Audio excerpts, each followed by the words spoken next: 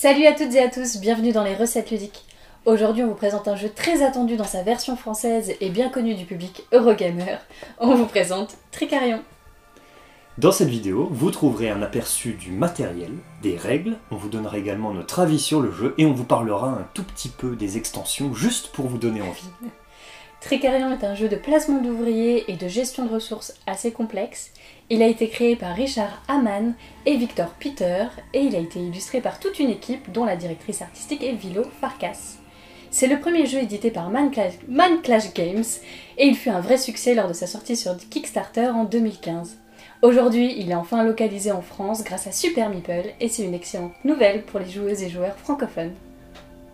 Bienvenue dans la ville de Magoria, capitale de l'illusion où jadis vécut le plus grand magicien de tous les temps, Dalgard le Magnifique.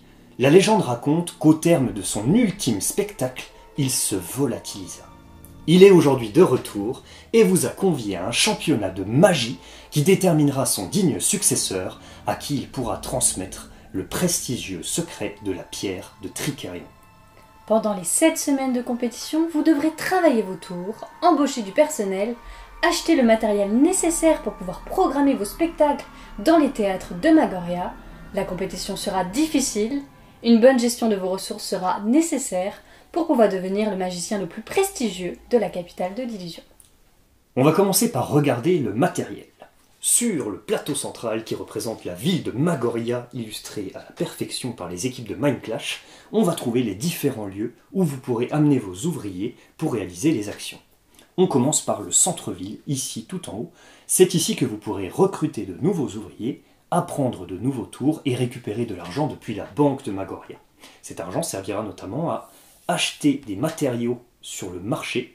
Les matériaux serviront en fait à réaliser vos tours, ce sera des prérequis pour réaliser vos différents tours de magie. Sur la droite du plateau se trouve ensuite l'allée sombre, un lieu plein de mystères où vous pourrez récupérer des cartes bonus qui augmenteront vos actions et vous permettront de transgresser les règles du jeu.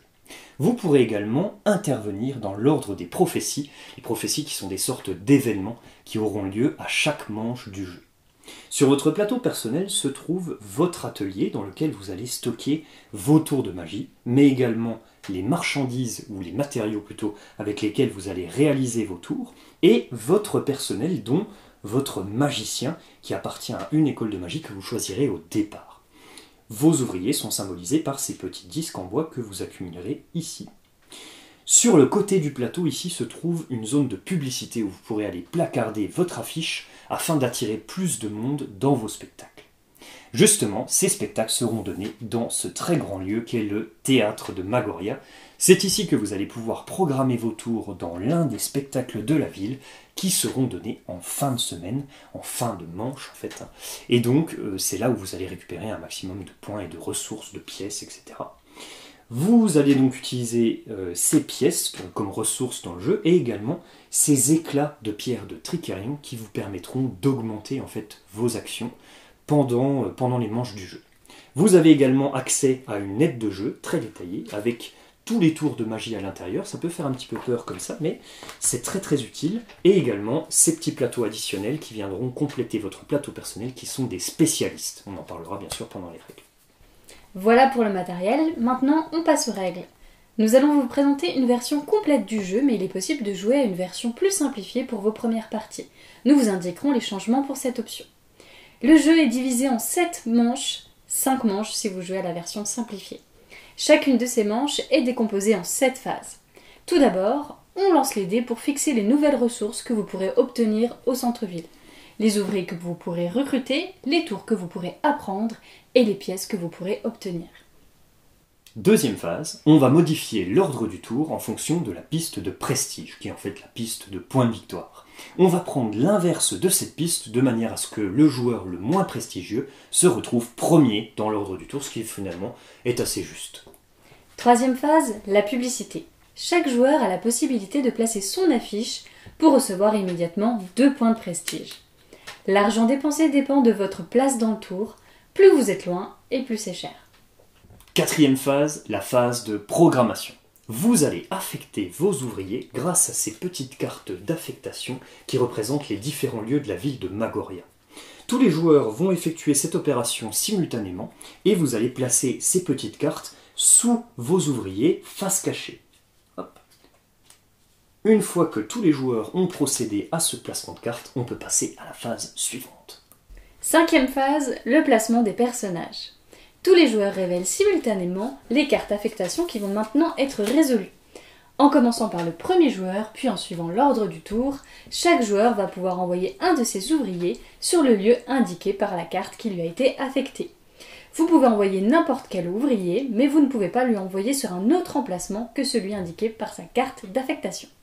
On va détailler les actions des différents lieux, mais avant ça, on doit parler du système de points d'action. Vous voyez que sur chacun de vos ouvriers, vous avez directement imprimé sur la petite pièce un nombre de points d'action qui est symbolisé par un petit éclair noir comme ça. Votre magicien en a 3, vos apprentis avec un petit gant comme ça en ont 1 et chacun de vos spécialistes en ont 2. Ces points d'action vont vous permettre en fait de réaliser les différentes actions dans les lieux puisque chaque action est associée à un coût en points d'action. À ces points d'action directement sur vos ouvriers viennent s'ajouter des points d'action en fonction de l'emplacement où vous allez mettre l'ouvrier. Vous voyez qu'il y a des modificateurs sur chacun des emplacements où vous allez pouvoir vous mettre. Et également, les éclats de Tricérion, vous allez pouvoir les utiliser dans ce sens. Un éclat de Tricérion par ouvrier pour obtenir un point d'action supplémentaire. Observons maintenant les actions du centre-ville. Vous trouverez des dés avec des faces avec des ressources, mais aussi des faces avec des croix. Lorsque vous prenez la ressource d'un dé, vous devez le placer sur sa face croix. Cela veut dire que vous avez déjà récupéré la ressource proposée par ce dé. Première action du centre-ville, vous pouvez recruter un nouvel ouvrier pour 3 points d'action. Donc il y a un dé qui permet de recruter des apprentis, avec la petite main comme ça, et un dé qui vous permet de recruter des spécialistes. Les spécialistes ont chacun une spécialité, et ils vous apporteront une sorte d'extension à votre plateau personnel. On va détailler ça tout de suite. Premier spécialiste, c'est l'ingénieur, avec la petite clé à molette. L'ingénieur vous donne un emplacement supplémentaire pour apprendre un sort de plus, et ce sort, au moment où vous le préparerez, dans l'atelier, on verra ça au moment de l'atelier, il sera un petit peu amélioré. Bon. Deuxième spécialiste, c'est l'assistant. L'assistant qui vient avec un emplacement supplémentaire pour recruter un apprenti de plus, un apprenti en plus que vous ne paierez pas au moment de la phase de paiement des salaires. On en parlera à ce moment-là. Dernier spécialiste, c'est le manager. Lui, il arrive avec 2 emplacements supplémentaires pour placer des matériaux. Les matériaux que vous placerez ici seront considérés comme ayant un matériau de plus. Donc, si vous avez une pile de 1 matériau, c'est comme si vous aviez une pile en fait de 2 sur ces 2 emplacements. Lorsque vous recrutez un personnage, vous le placez dans l'auberge et il rejoindra votre équipe à la fin de la manche en cours. Notez qu'en début de partie, vous choisissez en fait un spécialiste parmi les 3 que vous mettez à côté de votre plateau joueur qui arrive directement dans votre équipe et au cours de la partie, vous ne pourrez recruter qu'un seul spécialiste de chaque type. Une autre action possible au centre-ville, c'est celle d'apprendre un nouveau tour. Vous pouvez soit apprendre le tour du type indiqué par le dé, soit apprendre un tour de votre spécialité qui est rappelé sur votre plateau joueur. Les tours sont répartis en 2 niveaux si vous jouez avec la version simplifiée, 1 et 16, et 3 niveaux si vous jouez avec la version complète du jeu, 1, 16 et 36. Ces niveaux correspondent en fait à un niveau de prestige minimum pour pouvoir apprendre ces tours, sauf si vous acceptez de payer la différence en pièces, à vous de voir. Notez que vous n'êtes pas obligé de posséder les matériaux demandés par le tour au moment où vous apprenez les tours. Dernière action possible au centre-ville, vous pouvez récupérer des pièces de la banque de Magoria. Toujours pour 3 points d'action, vous prenez les pièces indiquées et vous tournez le dé sur sa face X. 2 actions complémentaires viennent s'ajouter à tout ça. Tout d'abord, pour 1 point d'action, vous avez la possibilité de relancer un dé, parce qu'à un bout d'un moment, les faces X vont certainement s'accumuler, ou vous pouvez le faire aussi juste pour embêter un adversaire, c'est possible. Et pour 2 points d'action, vous pouvez carrément fixer la face du dé. On passe maintenant au marché. Pour 1 point d'action, vous avez la possibilité d'acheter un des 4 matériaux présents sur le marché. Vous pouvez acheter jusqu'à 3 exemplaires d'un même matériau pour un seul point d'action, mais bien sûr, vous devrez payer le coût de chaque exemplaire. une pièce pour un matériau de niveau 1, 2 pièces pour ceux de niveau 2 et 3 pièces pour ceux de niveau 3. Les matériaux achetés ne sont jamais pris du marché, c'est seulement une vitrine, vous prenez les matériaux de la réserve. Vous les placez ensuite sur votre plateau joueur en empilant les matériaux de même type. Si vous avez un manager, vous avez des emplacements qui vous permettent d'avoir un matériau virtuel supplémentaire pour chaque pile sur le plateau du manager. Le coût total de vos achats peut être réduit à raison d'une pièce par point d'action que vous allez dépenser. Petit exemple. Je place mon apprenti au marché sur le premier emplacement, ce qui me permet de disposer de 1 plus 2, ce qui fait 3 points d'action au total. Je décide d'acheter du verre, je décide d'acheter cette ressource-là, et je décide d'en acheter 3, puisque j'ai le droit d'en acheter 3, ce qui me coûte donc 3 pièces, puisque c'est 3 matériaux de niveau 1. J'utilise donc 1 point d'action pour acheter 3 verres, et je paye 3 pièces, mais je peux décider d'utiliser mes 2 derniers points d'action pour réduire le coût total de 3 vers 1 pièce. Donc j'achète mes 3 verres pour au final une seule pièce. Simple petite restriction, vous ne pouvez jamais diminuer ce coût jusqu'à 0 pièce, vous devez forcément au moins payer 1 pièce.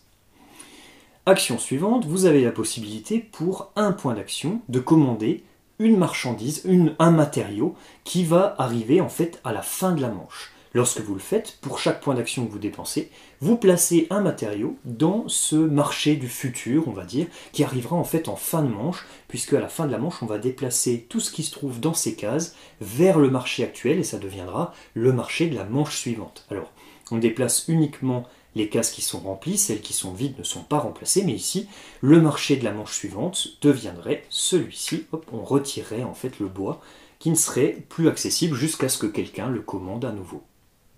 Enfin, un système de commande rapide vous permet de commander un matériau et de le rendre disponible en le plaçant au centre du marché.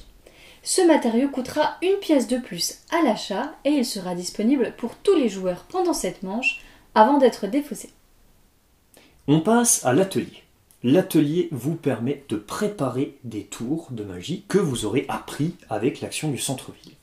Lorsque vous apprenez un tour, il arrive dans votre atelier et vous allez l'identifier directement avec un identifiant comme ceci, donc avec les quatre symboles classiques, pique, trèfle, cœur et carreau. On va mettre du cœur par exemple sur celui-ci. Ça vous permettra simplement de savoir quel marqueur correspond à quel tour. Bien, on passe maintenant donc à l'action en elle-même. Vous avez un nombre de points d'action sur la carte de tour qui vous sert en fait à savoir de combien de points d'action vous avez besoin pour préparer ce tour. Il vous faut 2 choses pour préparer un tour de magie. Un ouvrier placé dans l'atelier avec le bon nombre de points d'action et également, cette fois-ci, il vous les faut. Il faut que vous soyez en possession des matériaux qui sont demandés par le tour. Vous voyez ici, on a besoin de 2 patchwork, comme ça 2 petits assemblages. Ici on aurait besoin de 3 aciers et de 3 bois. Donc là je possède tous les matériaux pour préparer mes 2 tours. Je n'ai qu'un seul point d'action à dépenser, en plus ce tour là est déjà prêt. Donc je vais pouvoir l'utiliser pour préparer les anneaux magiques. Quand je le fais, je vais placer un nombre de marqueurs de tour, donc qui correspondent au symbole, à l'identifiant qui se trouve sur mon tour, et je vais en placer un nombre correspondant au nombre de carrés qu'on voit ici sur la partie gauche, juste en dessous de là où vous allez placer les marqueurs. Donc ici, pour un point d'action, je place 2 marqueurs de tour. Notez que si vous préparez un tour dans l'emplacement de l'ingénieur, vous allez en fait placer, c'est le bonus, vous allez simplement placer un marqueur de plus. Donc ici, j'aurais placé sur mes anneaux magiques, hop, tac, 3 marqueurs au lieu de 2. Si vous avez des spécialistes, lorsque vous envoyez votre ouvrier sur l'atelier, vous avez l'occasion d'utiliser une action atelier spéciale de vos spécialistes. On va les détailler. Tout d'abord, le plateau du manager.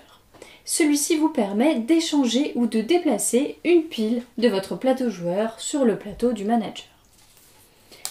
L'ingénieur, lui, permet de faire la même chose, mais avec les sorts, vous les déplacez ou vous les échangez de votre plateau joueur sur votre plateau ingénieur. Et l'assistant vous permet de déplacer un apprenti directement sur le plateau de votre assistant. On regarde maintenant l'allée sombre. L'allée sombre n'est pas utilisée dans la version simplifiée du jeu, donc tous ces éléments ne comptent absolument pas, ni les prophéties, ni les cartes d'affectation particulières. Pour un point d'action, vous avez la possibilité de prendre 2 cartes dans n'importe quelle pile et de choisir parmi ces 2 cartes, vous remettez l'autre sous la pile correspondante. Ces petites cartes sont en fait l'équivalent des cartes d'affectation que vous connaissez déjà, qui permettent d'affecter vos ouvriers à un lieu du plateau, sauf que celles-ci disposent de pouvoirs relativement puissants, qui modifient certaines règles du jeu, et qui vous apportent soit des méga bonus, soit qui vous permettent de descendre un petit peu les autres joueurs. Interaction, sympa. Vous avez la possibilité d'utiliser le pouvoir indiqué par la carte, ou alors de faire une croix sur ce pouvoir, et à la place de prendre un point d'action supplémentaire. Ces petites cartes d'affectation particulière seront défaussées à la fin de la manche. C'est du one-shot, on les utilise qu'une seule fois. Bon. Vous avez la possibilité également, pour 2 points d'action, de refaire exactement la même chose, ce qui fait qu'en fait, sur un même ouvrier, la première carte que vous prenez vous coûte 1 point d'action, et la carte suivante, toutes les cartes suivantes, vous coûtent à chaque fois 2 points d'action, c'est pour éviter d'en prendre trop en même temps. Vous avez également la possibilité pour un point d'action de faire tourner les prophéties d'un cran. Cela veut dire que la prophétie qui devait arriver lors de la prochaine manche est repoussée 2 manches plus tard. Enfin, nous arrivons dans le haut lieu du spectacle magorien, le théâtre. Chacune des colonnes représente un jour de spectacle, du jeudi jusqu'au dimanche. Lorsque vous placez vos ouvriers au théâtre, vous ne pouvez les placer que dans une seule colonne par manche. Le premier ouvrier que vous placez dans une colonne déterminera dans quelle colonne vous pourrez placer vos ouvriers, et aucun autre adversaire ne pourra venir se placer dans la même colonne que vous. Également, au théâtre, vous ne pouvez pas dépenser d'éclats de pierre de Tricarion dans le but d'obtenir un point d'action supplémentaire. Les 2 emplacements du haut sont liés à la programmation de spectacle. Pour un point d'action, j'ai la possibilité de placer un jeton tour de magie disponible sur l'un de mes sorts dans l'une des salles du spectacle du théâtre. Attention, on ne peut placer qu'une seule fois le même tour de magie dans chaque salle de spectacle. C'est à ça que servent les identifiants pique, trèfle, cœur et carreau. Lorsque vous placez un marqueur tour de magie dans un spectacle, vous devez placer le coin qui correspond au type de tour dans un cercle qui relie 2 emplacements. Ici, par exemple, j'ai un tour de type optique. Je vais devoir donc mettre le côté optique dans un cercle. Par exemple, je pourrais le mettre de cette manière. Si jamais vous créez une connexion dans le cercle qui relie ces 2 emplacements, c'est-à-dire que vous avez les 2 mêmes symboles à l'intérieur du cercle, comme c'est le cas ici. Dans ce cas-là, le joueur qui place son marqueur de cette manière, donc ici c'est le joueur jaune, c'est moi, il va récupérer un bonus, soit en points, soit en pièces, c'est au choix du joueur, qui dépend du niveau du sort. Donc ici on a un sort de niveau 1, donc je pourrais récupérer un point ou une pièce. En plus de ça, si jamais dans le cercle de connexion, j'arrive à me placer là où il y a un cristal de Tricarion dessiné, vous voyez comme ici, donc là je crée la connexion, je récupère mon bonus, mais en plus de ça, je vais récupérer un cristal de Tricarion, ainsi que le joueur avec qui j'ai créé la connexion. Donc dans ce cas-là, le joueur bleu. Ça ne s'applique pas évidemment si je crée une connexion avec moi-même, je ne récupère qu'un seul cristal.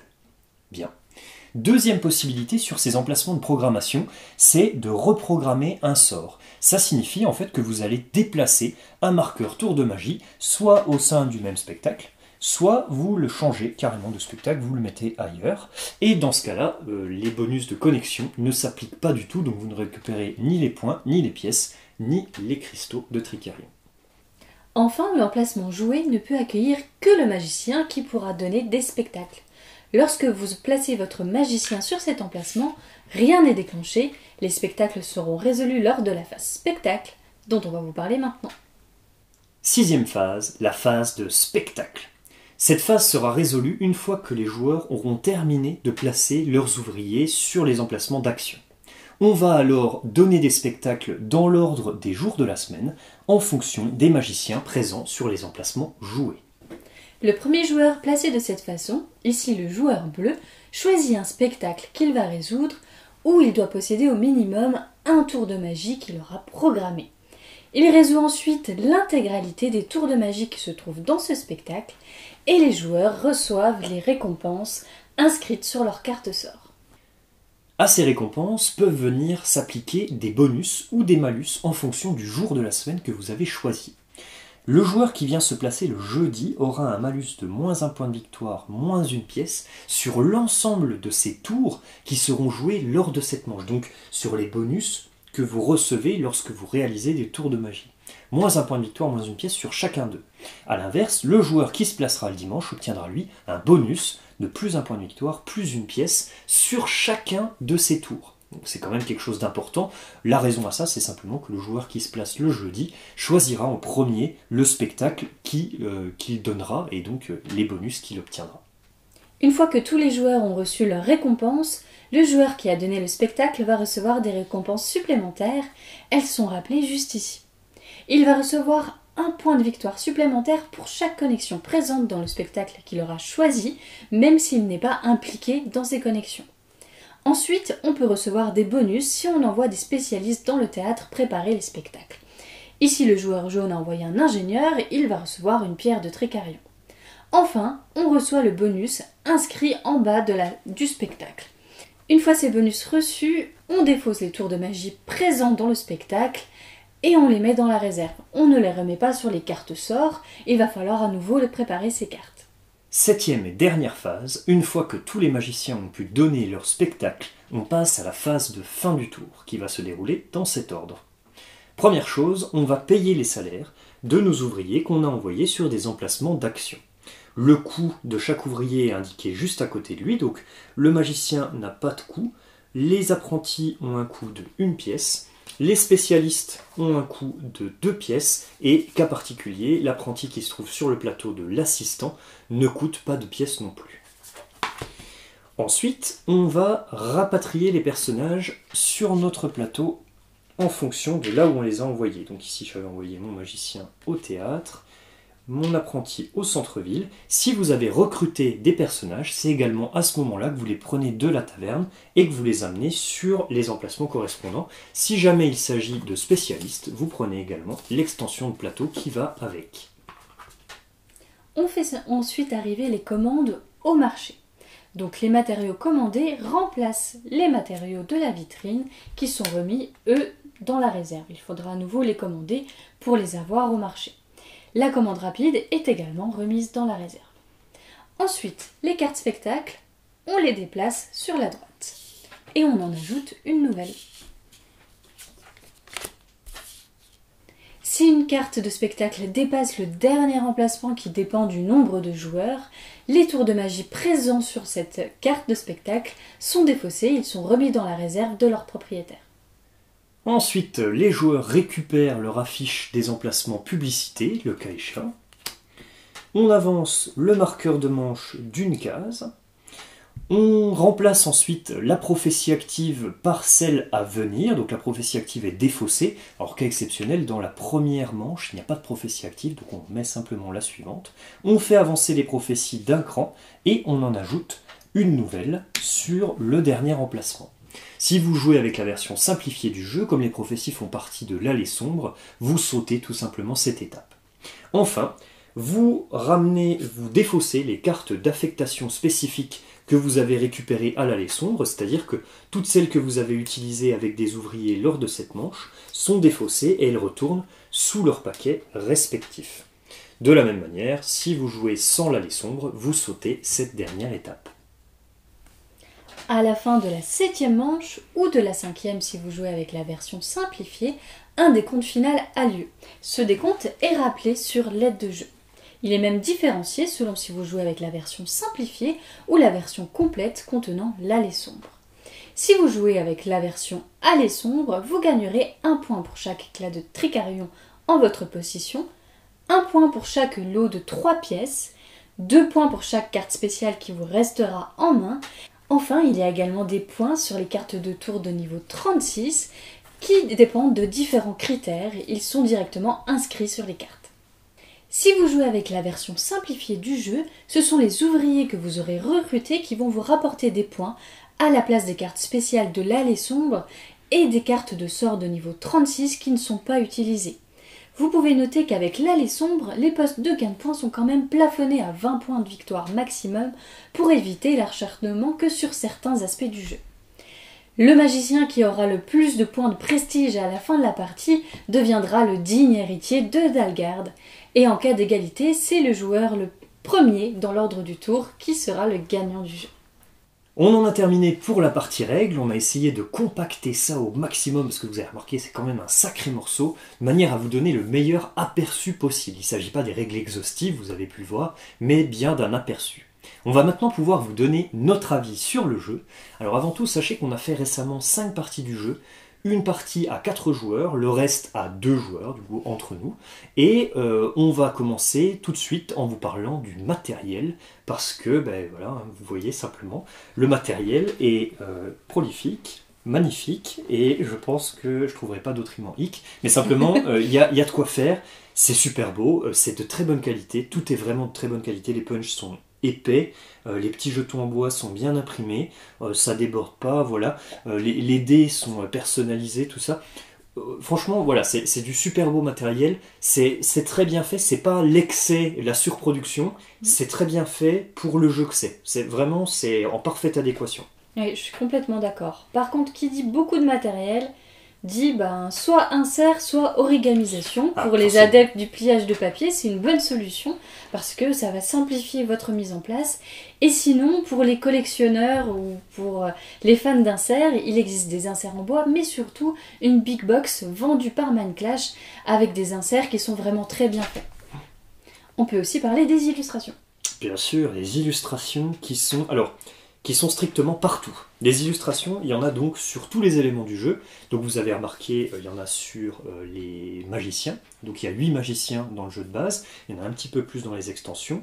Il y en a également sur chacun des sorts. Donc tous les sorts sont illustrés en fonction de ce que c'est. Vous voyez les anneaux magiques, le piano vibrant, les bâtons chinois. Ils ont vraiment travaillé sur des sorts de magiciens qui doivent certainement exister. Je ne suis pas un grand fanatique de magie, mais en tout cas, voilà, ça me parle, ça sonne extrêmement bien, et le plateau principal bien sûr est ultra bien illustré. Il est incroyable, Ouais. Il est vraiment incroyable. C'est certainement un des plus beaux jeux pour moi. Je trouve que le plateau central est complètement immersif. J'ai vraiment une ville qui se déroule devant moi. Je pourrais entendre presque le son de cette ville-là. Je trouve que l'équipe a fait un travail incroyable. On les a pas tous cités au début, mais il y a vraiment plusieurs illustrateurs sur ce jeu. On les voit sur les cartes sorts, il y a le nom des illustrateurs.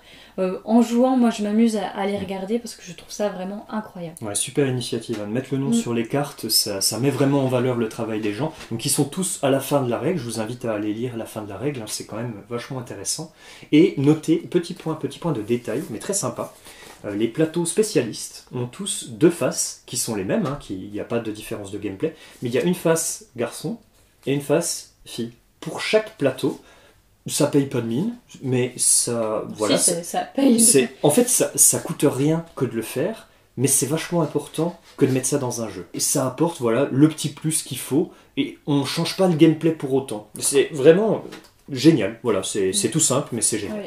Et il y a encore un univers derrière chacun des spécialistes, et sur chacun des plateaux joueurs, à chaque fois, il y a une illustration différente. Et un grand bravo pour ça.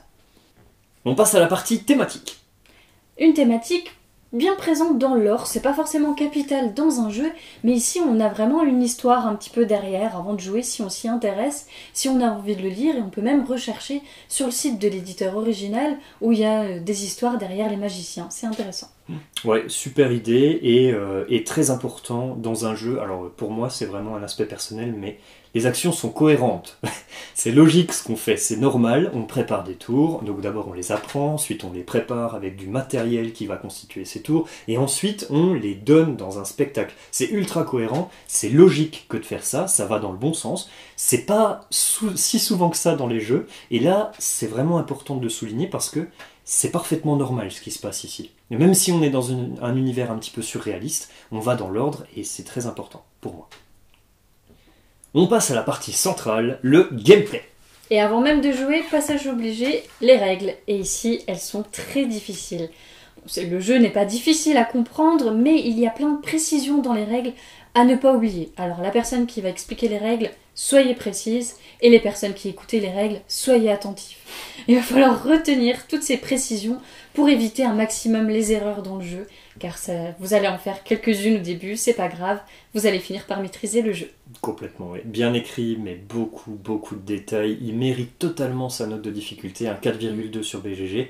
C'est beaucoup, mais c'est totalement justifié. Ce qui amène cette difficulté, c'est pas tant les actions individuellement, c'est que chacune des actions est liée en fait à toutes les autres dans le jeu. Vous faites quelque chose, et il y a un impact sur tout le reste du jeu, puisque l'objectif final, c'est quand même de jouer des tours dans le théâtre. Pour ça, vous allez devoir les apprendre, vous avez besoin de personnel, vous devez acheter des matériaux, vous devez ensuite préparer vos tours, et enfin les jouer. Tout est lié. Dès que vous ratez un petit truc, il y a un impact sur tout, ce qui rend la programmation des actions extrêmement difficile et facile à louper. Donc, pas de pression sur les premières parties, jouer en version simplifiée, ça sera vraiment une très bonne initiation. Oui, la difficulté réside aussi dans le fait de s'adapter aux autres joueurs qui vont certainement prendre la place sur le terrain. Et cette adaptation, elle est vraiment importante, qu'elle soit à 2 ou à 4 joueurs. Du coup, le jeu fonctionne avec toutes les configurations. On imagine qu'à 3 joueurs, ça fonctionne aussi. Ouais. Quand ça fonctionne à 2 et à 4, en général, il n'y a pas trop de doute pour la suite. Ce que j'apprécie aussi, c'est que, parce que je n'aime pas trop le hasard dans les jeux, ici, on a des dés qu'on peut maîtriser. On a une action pour pouvoir les modifier si on le souhaite. On a des prophéties qui vont arriver, qui vont bouleverser le jeu, mais on les voit à l'avance. Et en plus de ça, si elles ne nous plaisent pas, on peut payer une action pour les repousser un petit peu. Donc moi, ça, c'est un aspect qui me plaît dans le jeu. Complètement, voilà. Beaucoup de difficultés, mais du coup, beaucoup de plaisir de jeu. Forcément, vous êtes très satisfait des actions que vous réalisez. Je note un petit point très sympa, c'est le fait de, quand vous allez chercher un tour de magie, vous avez des niveaux qui sont associés au tour, qui sont liés à votre prestige actuel. Il y a un point qui aurait pu être très facilement bloquant en disant vous n'avez pas atteint le niveau, vous ne pouvez pas prendre ce sort. Et là, en fait, on facilite ce truc juste avec un tout petit mécanisme de ok, vous voulez ce sort-là, vous compensez la différence avec des pièces. Donc, c'est une vraie réflexion, mais ça permet de débloquer des situations où vous êtes, 13-14 points, vous avez besoin d'un sort de 16, vous pouvez quand même payer la différence entre les deux. On enlève la frustration qui pourrait être générée par ça. Ça, c'est super malin, je trouve. Le point suivant concerne les interactions entre les joueurs. On est sur un jeu de placement d'ouvriers, et les interactions vont aussi fonctionner sur ces emplacements-là, puisque sur les emplacements, on a des bonus qui sont vraiment importants, voire parfois capitales pour pouvoir faire une action. On va avoir besoin de points d'action pour pouvoir jouer certaines actions. Si on n'en a pas assez, qu'on n'a pas le bonus de l'emplacement, notre programmation va tomber à l'eau. Complètement, ouais, des bonus nécessaires. Donc interaction sur les placements d'ouvriers, comme tous les placements d'ouvriers, mais également sur ces petites cartes de l'allée sombre qui sont relativement puissantes, un petit peu vicieuses parfois. On peut presque s'attaquer en fait entre joueurs. On va pas piquer directement les ressources de l'autre, mais on peut facilement lui faire perdre des points ou lui faire perdre du temps ou lui faire rater quelque chose. Donc pas mal d'interactions ici, et aussi là particulièrement, les cartes de sorts sont uniques. Ça veut dire que dans tout le livret de sorts qui est à votre disposition, vous n'avez qu'un exemplaire de chaque sort. Il suffit que je pique le sort d'un de mes camarades et toutes les ressources qu'il aura achetées pour réaliser ce sort, ça tomberait à l'eau. Alors évidemment, ça s'anticipe, mais c'est quand même quelque chose, il faut y faire vraiment attention, ça peut être vraiment rude. Dernier point, la rejouabilité. Alors on a des éléments qui changent à chaque manche. Les dés, les salles de spectacle, les prophéties, et tous ces éléments-là vont nous demander de l'adaptation, et c'est ça aussi qui fait la rejouabilité du jeu. Et surtout pour moi, le point principal de cette rejouabilité, c'est la difficulté du jeu. On va y aller par paliers, on va enchaîner les parties pour essayer d'arriver à le maîtriser. Après 5 parties, on n'y est pas encore tout à fait. Devenir le digne héritier de Dalgarde, ça se mérite. Et toute la rejouabilité pour moi est là. Oui, complètement. Oui. C'est vraiment pas facile. Alors, d'autant plus que là, on vous a présenté donc le jeu de base. Donc, il faut imaginer qu'à ce jeu de base, il y a des extensions, bien sûr. On va faire un petit tour rapide de ces extensions. Alors, il y en a 3 qui sont livrés dans des petites boîtes individuelles. Donc, il y a d'abord les dons de Dalgarde. Donc, ça apporte 2 petites extensions, on va dire. Première chose, ça apporte une extension qui permet de renouveler l'expérience à 2 joueurs, qui s'appelle Duel de magicien, et qui va en fait bloquer des emplacements aléatoires, parce que quand on joue à 2, normalement on bloque les emplacements du milieu sur les différents lieux. Ici on va bloquer des emplacements pas aléatoires, mais qui vont changer à chaque manche. Et du coup, on devra s'adapter en plus à ces choses-là. Et également, les salles de spectacle seront un petit peu différentes avec des tours qui seront neutres, en fait, qui seront déjà placées, avec lesquelles on pourra faire des connexions. Voilà. Donc les dons d'Algard qui apportent Duel de magiciens et également Pouvoir des magiciens, qui est une extension qui donne encore des petites cartes particulières de pouvoir, alors individuelles de celles de l'allée sombre, et qui en fait dépendent cette fois-ci des cristaux de Tricarion. Vous les placerez sur le côté de votre plateau joueur, c'est d'ailleurs prévu pour. Voilà, je ne vais pas vous en dire plus là parce qu'il faudrait détailler tout ça. Deuxième extension, c'est l'Aube de la technologie, qui apporte plusieurs choses, qui apporte des sorts signatures, les sorts signatures de tel ou tel magicien. Donc en fonction du magicien que vous choisissez, vous aurez une version d'un sort qui vous sera propre, qui sera largement amélioré bien sûr, et qui apporte également des machines avec lesquelles vous pourrez jouer, machines qui fonctionnent en fait, c'est une sorte d'action gratuite que vous allez pouvoir activer une fois par tour, qui dépend encore une fois du nombre de cristaux de Tricarion que vous avez. À la fin de la manche, elle se recharge, vous pouvez les utiliser la manche suivante si vous avez le bon nombre de cristaux. Et enfin, la plus grosse extension, c'est l'Académie de Dalgard, qui va apporter énormément de matériel en plus, un plateau, une extension de plateau central, avec un lieu supplémentaire qui sera l'Académie. Vous allez en fait avoir des classes, des nouveaux ouvriers, des protégés, ça s'appelle, et vous allez avoir toute une partie scoring supplémentaire en fonction de cette extension-là uniquement. A noter que l'Académie de Dalgard contient également une extension qui permet de jouer en solo, qui s'appelle l'Héritier de Dalgard, qui permet de jouer en solo avec un vrai adversaire, et je pense que le défi est plutôt relevé, même si on ne joue pas vraiment en solo. Pour conclure, on peut dire que c'est un jeu qui va vous demander de la concentration et de la persévérance pour réussir à le maîtriser. Il va vous mettre en difficulté, mais accrochez-vous, ça en vaut la peine. Vous allez en retirer beaucoup de plaisir de jeu. En tout cas, pour nous, c'est le cas. On va continuer de jouer et on compte bien essayer toutes les extensions du jeu. L'arrivée de la version française du jeu est une vraie bonne nouvelle. Beaucoup l'attendaient avec impatience.